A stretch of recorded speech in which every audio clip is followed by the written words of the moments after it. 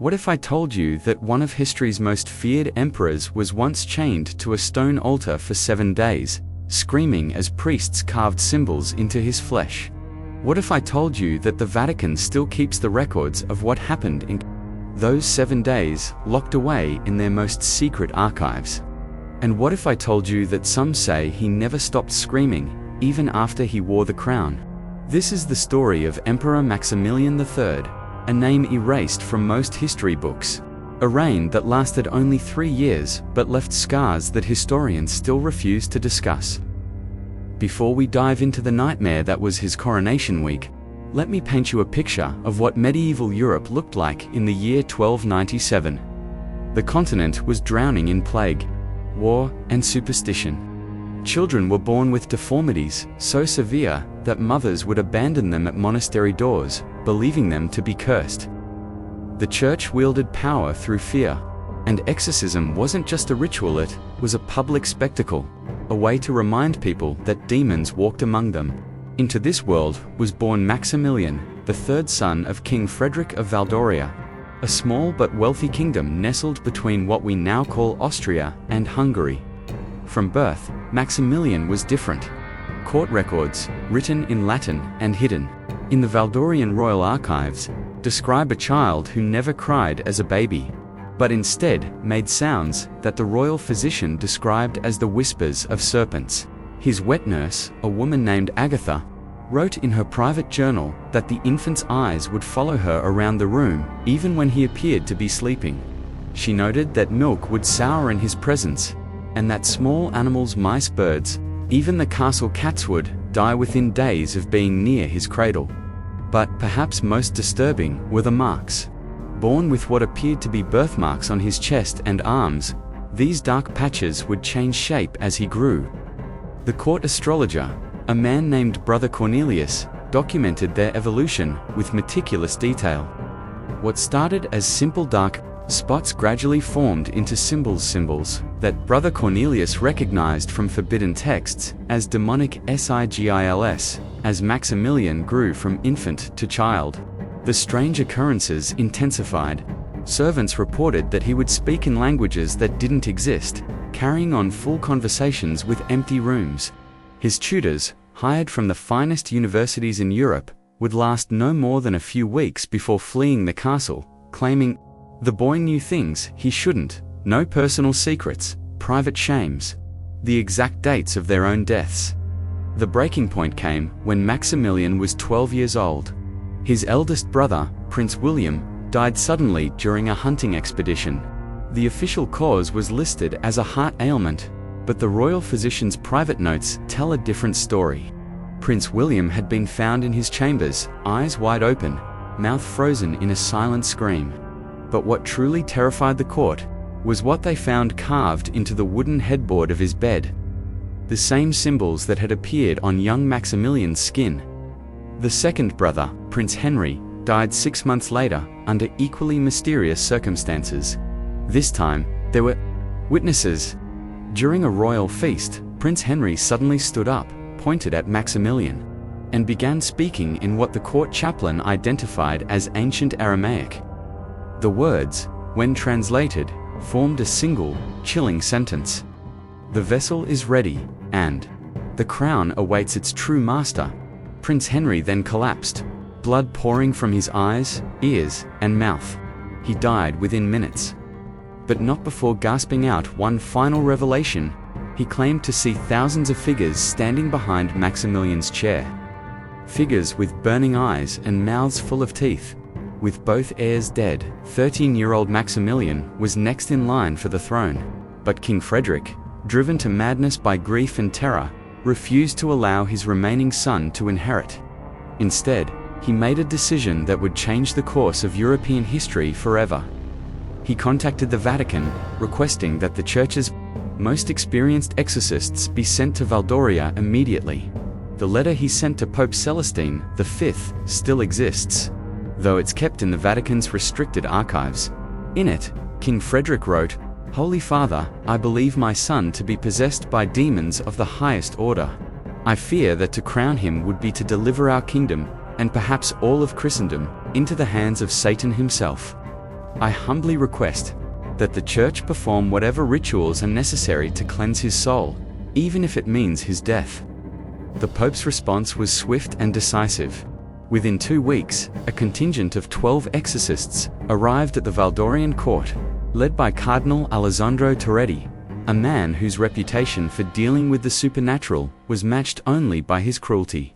Cardinal Toretti had previously conducted over 40 exorcisms across Europe, and his methods were legendary for their brutality. He believed that demons could only be expelled through extreme suffering, and that the human body was merely a battlefield where the forces of good and evil fought for dominance.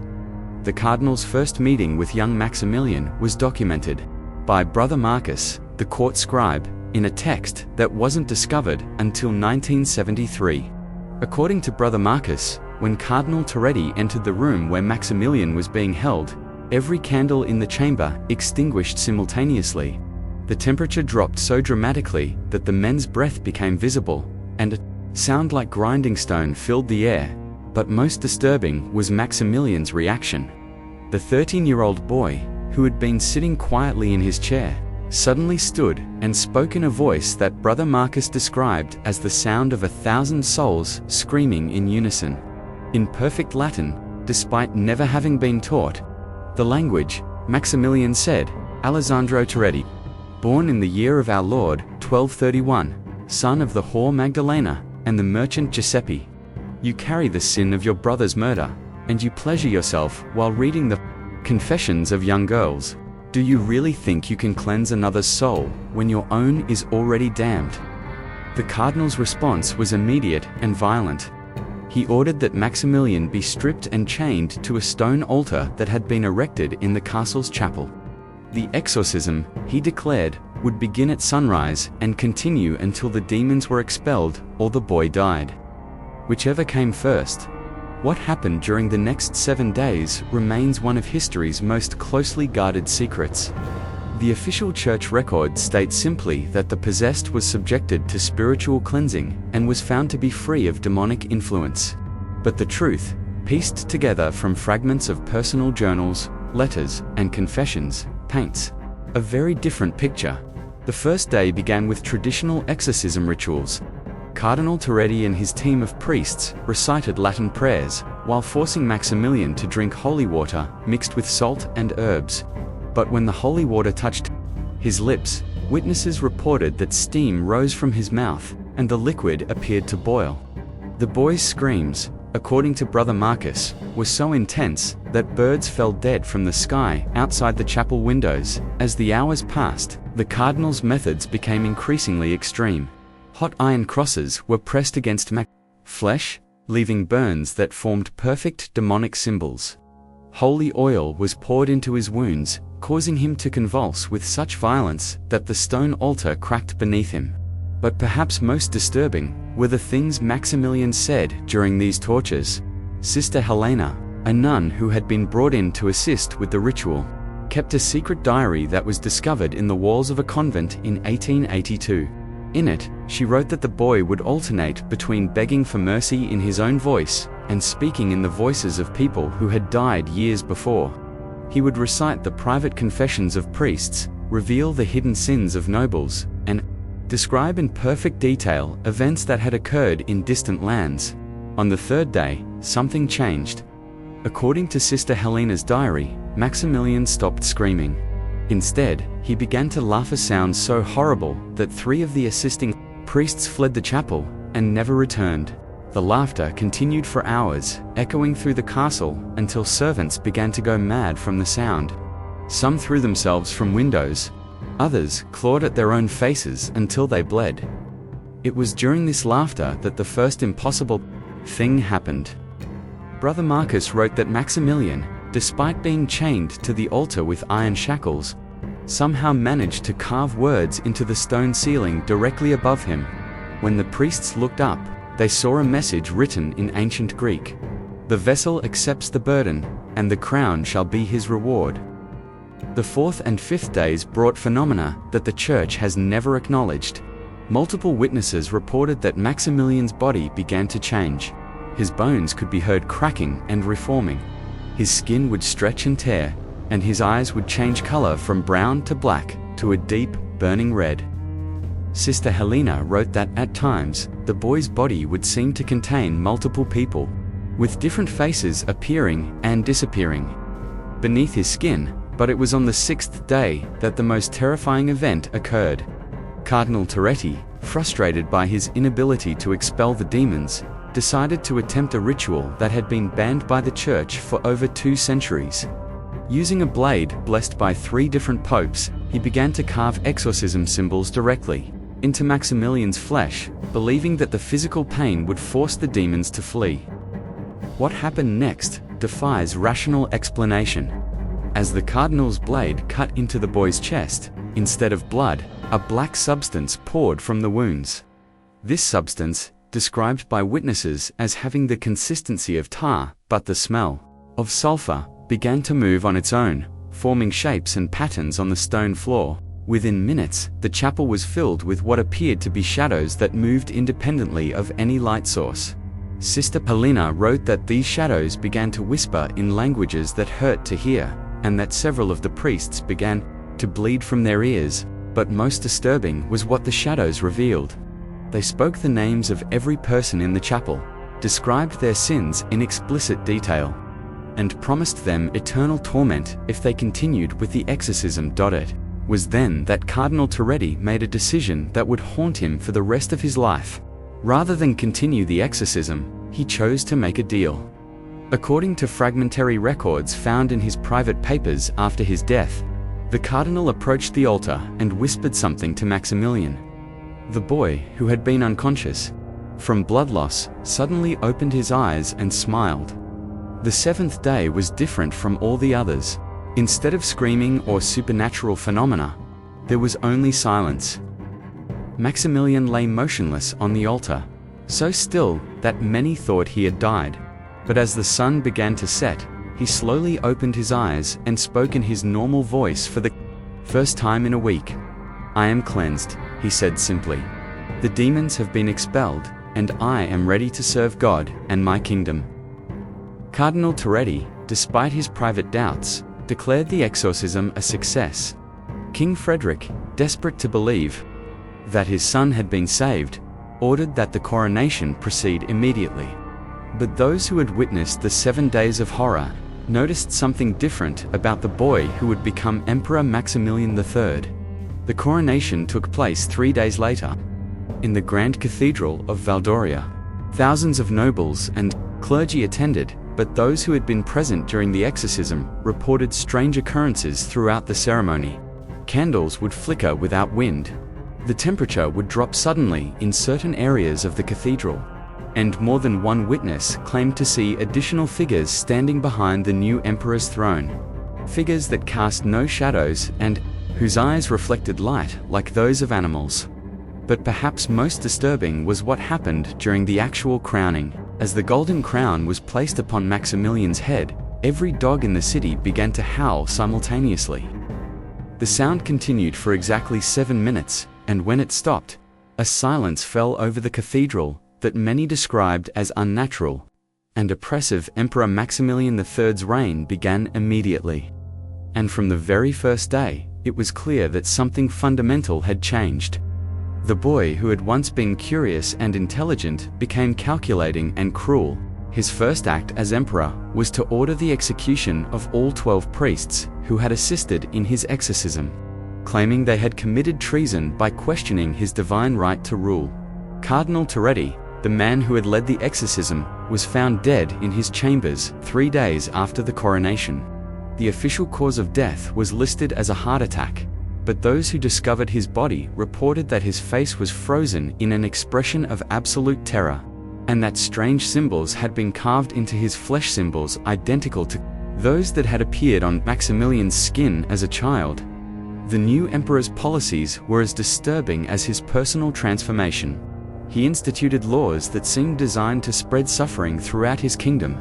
Taxes were raised to crushing levels, forcing families to sell their children into slavery. Public executions became elaborate spectacles, with the emperor, personally, designing new methods of torture.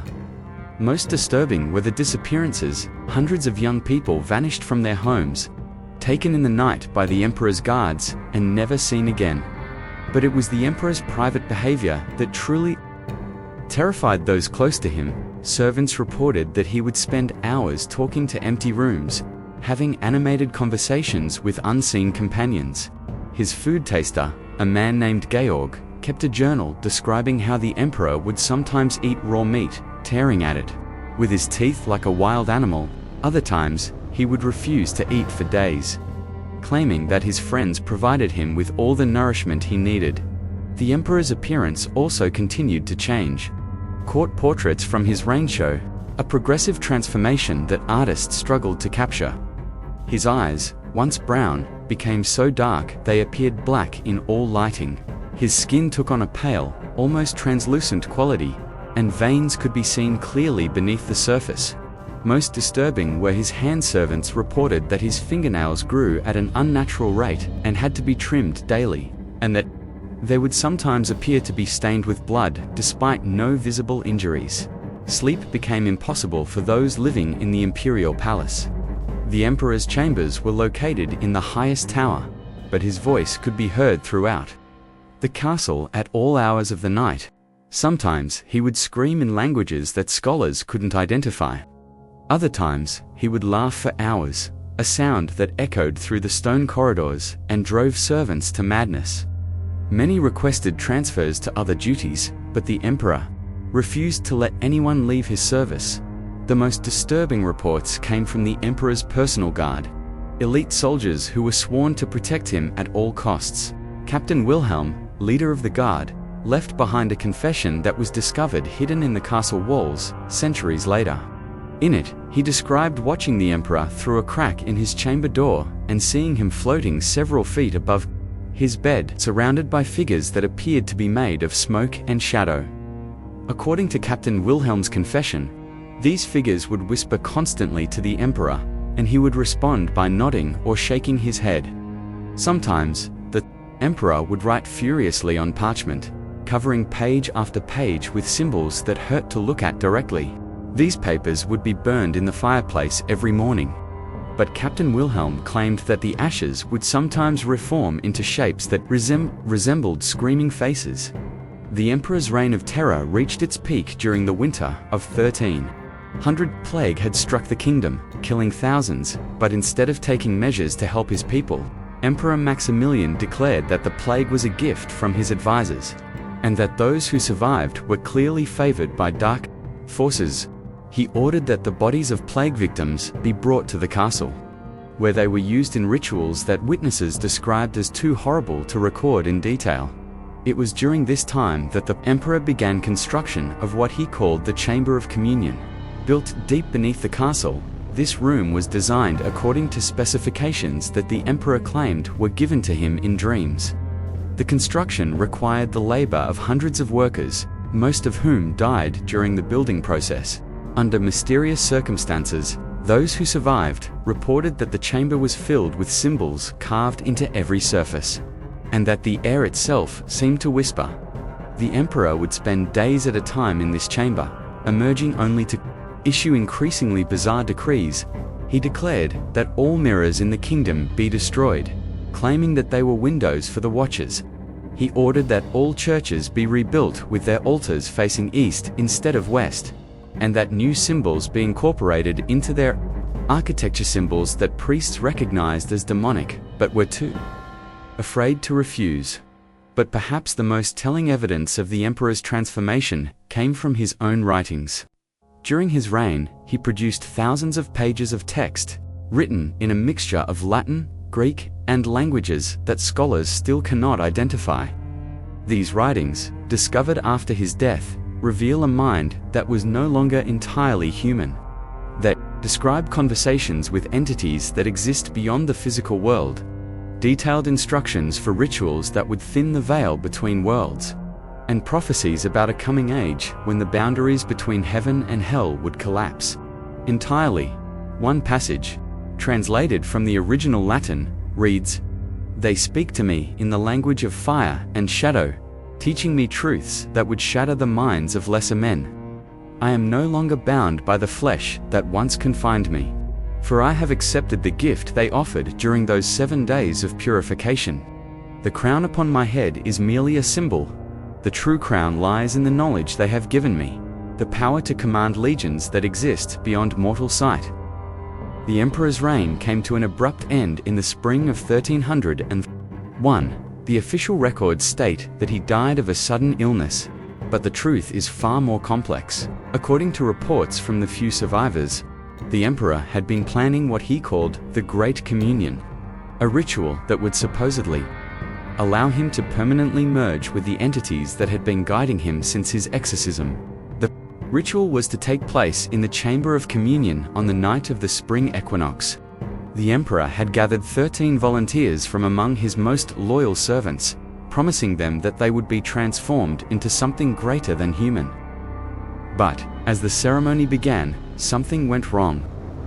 Witnesses reported that the chamber filled with a sound like screaming wind, and that the temperature dropped so rapidly that water began to freeze instantly. The emperor, standing at the center of the chamber, began to convulse violently. His body stretched and twisted in ways that defied human anatomy, and his screams became so loud that the stone walls began to crack. The 13 volunteers, chained 2 altars around the room, began to bleed from every orifice as the emperor's transformation accelerated. But instead of achieving the transcendence he had sought, something different happened. The entities that had been guiding him for years suddenly turned against him. Through the chaos, witnesses heard the emperor's voice, no longer augmented by supernatural power, crying out in terror, "You promised me eternal rule. You promised me power beyond imagining. Why do you abandon me now?" The answer came not in words, but in action. The emperor's body, twisted beyond recognition, suddenly collapsed upon itself. Those who dared to look reported that what remained was not human, but something else entirely, mass of flesh and bone that pulsed with its own rhythm, covered in eyes that blinked independently and mouths that whispered in languages that hurt. To hear this creature, no longer recognizable as the emperor, let out a final scream that shattered every piece of glass in the castle, and then fell silent. The Chamber of Communion collapsed, burying the remains and the 13 volunteers under tons of stone. The few survivors fled the castle, and within hours, the entire structure was engulfed in flames that burned for 7 days and 7 nights. When the flames finally died, nothing remained but ash and melted stone.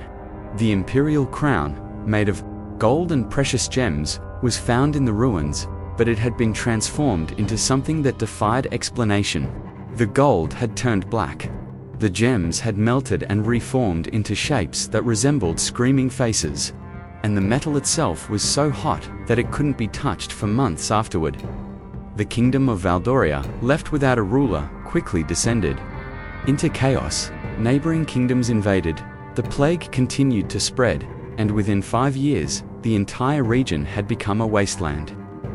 The few survivors scattered across Europe, carrying with them stories of the emperor who had made a deal with demons and paid the ultimate price.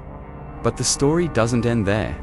In the centuries that followed, historians have documented dozens of instances where Emperor Maximilian III's influence seems to have lingered. Medieval manuscripts describe plagues that followed the same pattern as the one that struck Valdoria. Renaissance paintings contain hidden symbols that match those found in the emperor's writings. Even today, archaeologists working in the region report strange phenomena equipment that malfunctions for no reason. Photographs that develop with additional figures that weren't visible during shooting, and an unusually high rate of psychological disturbances among research teams. The Vatican, for its part, has never officially acknowledged the existence of Emperor Maximilian III. The Valdorian archives were seized by church authorities in 1302 and remain sealed to this day. Requests from historians and researchers to access these documents have been consistently denied, with Vatican officials claiming that the materials are too dangerous for public consumption. But perhaps the most disturbing aspect of this story is what it reveals about the nature of power and the price of ambition. Emperor Maximilian III was not born evil. He was a child who became something else entirely through a combination of circumstances, desperation, and the of forces beyond human understanding. His 7 days of exorcism were not a cleansing, but a transformation. A process that removed his humanity and replaced it with something that could command supernatural power, but could never truly control it. The symbols that appeared on his skin as a child, the voices that spoke through him during his youth, the entities that guided his reign, all of these were signs of a corruption that ran deeper than mere possession. They were evidence of a bargain made not by him but for him. A deal struck in the moments between life and death that would define not just his fate, but the fate of everyone who came into contact with him. In the end, Emperor Maximilian III's story serves as a warning about the dangers of seeking power through supernatural means. The demons that promised him eternal rule were not his servants, but his masters, and the crown he wore was not a symbol of authority, but a mark of ownership. He thought he was commanding forces beyond mortal comprehension, but in reality, he was simply their vessel, their way of influencing the physical world for their own unknowable purposes.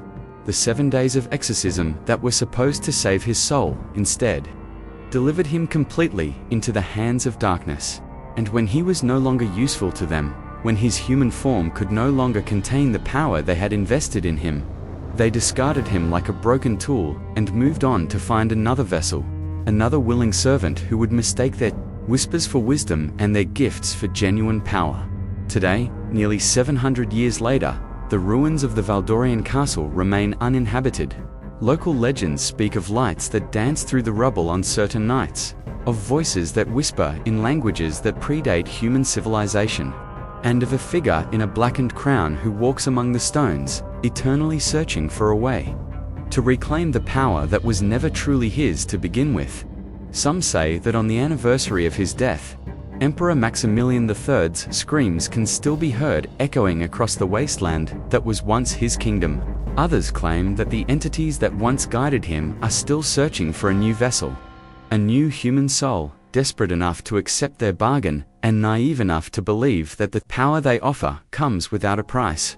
Whether these stories are true or merely the products of superstition and fear, one thing remains certain: the legend of Emperor Maximilian III stands as one of history's most chilling reminders that some crowns are too heavy for any mortal to wear, and that the price of supernatural power is always higher than those who seek it can ever truly comprehend. The boy who was exorcised for 7 days straight did indeed become emperor, but the question that haunts historians and theologians alike is whether the person who wore the crown was still human at all, or whether something else entirely had taken his place, wearing his face like a mask while pursuing goals that had nothing to do with earthly power and everything to do with preparing the way for forces that exist beyond the boundaries of our world. In the sealed archives of the Vatican, in the forbidden texts of medieval monasteries, and in the whispered legends of European villages, the story of Emperor Maximilian III endures as a testament to the dangers of seeking power through darkness. It reminds us that some doors, once opened, can never be closed again, and that some bargains, once made, echo through eternity, claiming new victims in every generation.